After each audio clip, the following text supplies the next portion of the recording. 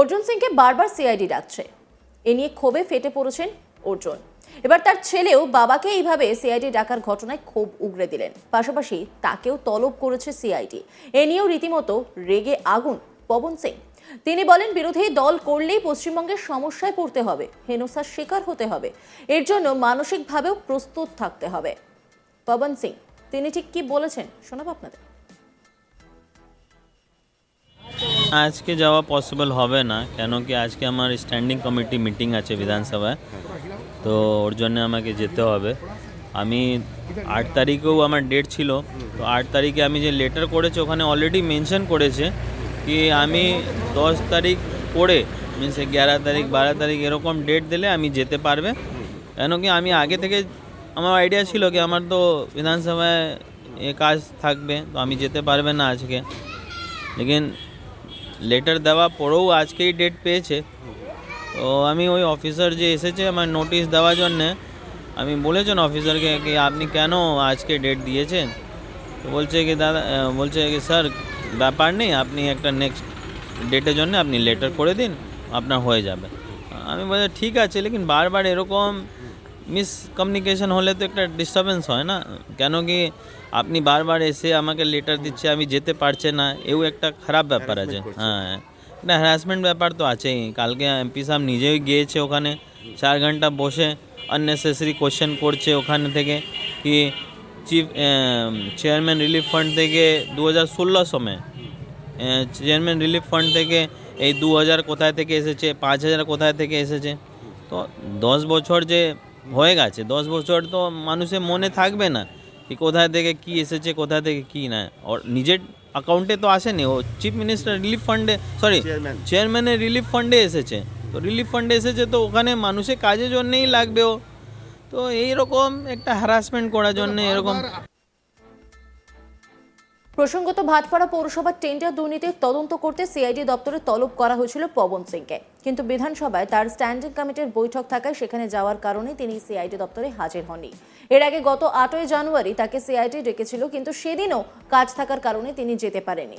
যদিও বিষয়টি চিঠি দিয়ে সংশ্লিষ্ট কর্তৃপক্ষকে জানিয়েছিলেন আগামী 11 কিংবা 12 জানুয়ারি তিনি দেখা করতে পারেন, কিন্তু তারপরেও বারবার চিঠি দিয়ে তাকে হেনস্থা করা হচ্ছে, এই অভিযোগ করেন অর্জুন পুত্র।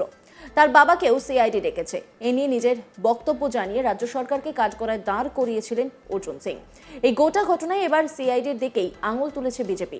উদ্দেশ্য প্রণোদিতভাবেই কি তারা করছে, সেই প্রশ্ন তুলে দিল বিজেপি নেতারা।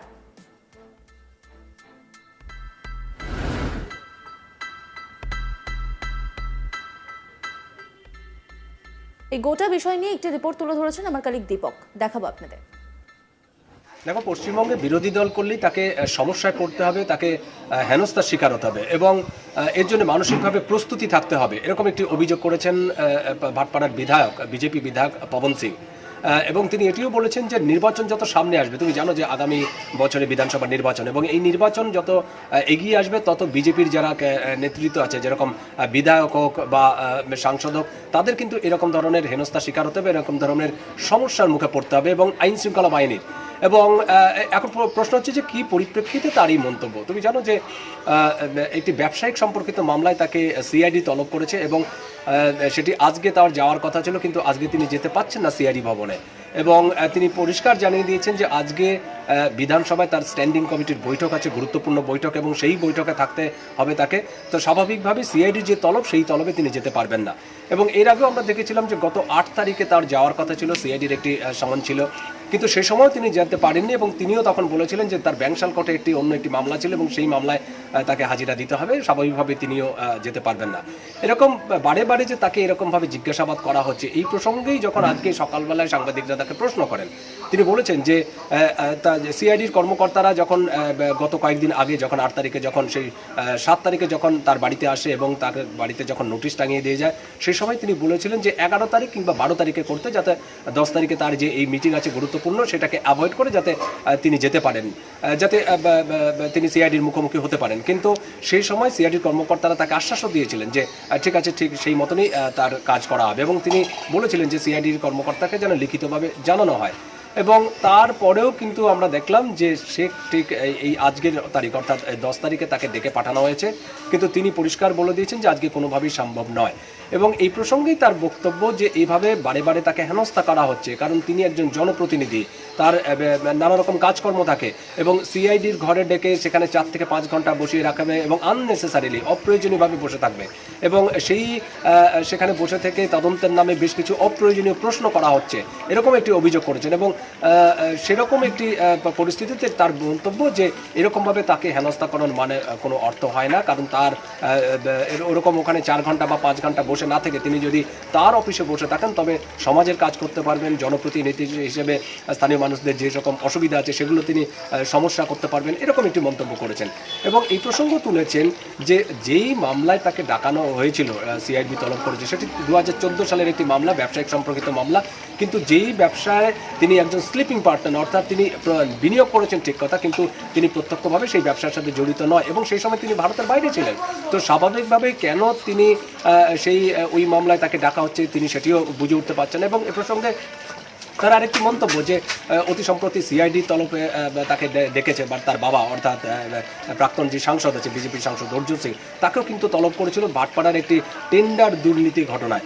এবং কয়েকদিন আগেই তাকে দেখেছিলাম যে তিনিও সিআইডির মুখোমুখি গিয়েছিলেন এবং ভবানী ভবনে তিনি হাজিরা দিয়েছিলেন, কিন্তু সেই সময় সিআইডির কিন্তু 5 থেকে 6 ঘন্টা তাকে জেরা করেছিল এবং বেশ কিছু অপ্রয়োজনীয় তথ্য জিজ্ঞাসা করেছিল, যেটি পবন সিংয়ের অভিযোগ। পবন সিং অভিযোগ করেছেন যে তার বাবাকে ডাকা হয়েছে এবং সেখানে অপ্রয়োজনীয় কিছু জিনিস করা হচ্ছে এবং পুরনো দিনের বেশ কিছু হিসাব চাওয়া হচ্ছে, সেটা কোনোভাবেই মনে রাখা সম্ভব নয়, এরকম একটি মন্তব্য করেছেন।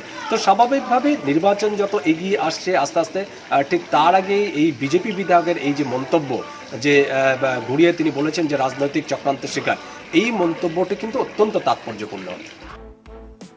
অর্জুন সিংকে বারবার সিআইডি ডাকছে, এ নিয়ে ক্ষোভে ফেটে পড়েছেন অর্জুন সিং নিজে।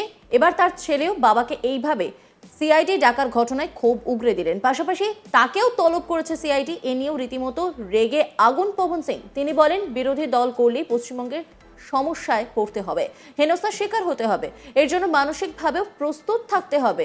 অন্যদিকে অর্জুন সিং তিনিও কিন্তু বলেছেন যে বারবার তেল খরচ করে যেতে হচ্ছে ভবানী ভবনে, সময় নষ্ট হচ্ছে, কেন বারবার ডাকা হচ্ছে এই প্রশ্নও কিন্তু তিনি করেছেন। এবং শুধু তাই নয়, তিনি কিন্তু ক্ষোভ উগরে দিয়েছেন। প্রসঙ্গত ভাটপাড়া পৌরসভার টেন্ডার দুর্নীতির তদন্ত করতে সিআইডি দপ্তরে তলব করা হয়েছিল পবন সিংকে, কিন্তু বিধানসভায় তার স্ট্যান্ডিং কমিটির বৈঠক থাকায় সেখানে যাওয়ার কারণে তিনি সিআইডি দপ্তরে হাজির হননি। এর আগে গত 8ই জানুয়ারিও তাকে সিআইডি ডেকেছিল, কিন্তু সেদিনও কাজ থাকার কারণে তিনি যেতে পারেননি। যদিও বিষয়টি চিঠি দিয়ে সংশ্লিষ্ট কর্তৃপক্ষকে জানিয়েছিলেন আগামী 11 কিংবা 12ই জানুয়ারি তিনি যাবেন, তারপরেও বারবার চিঠি দেওয়া হচ্ছে, হেনস্থা করা হচ্ছে।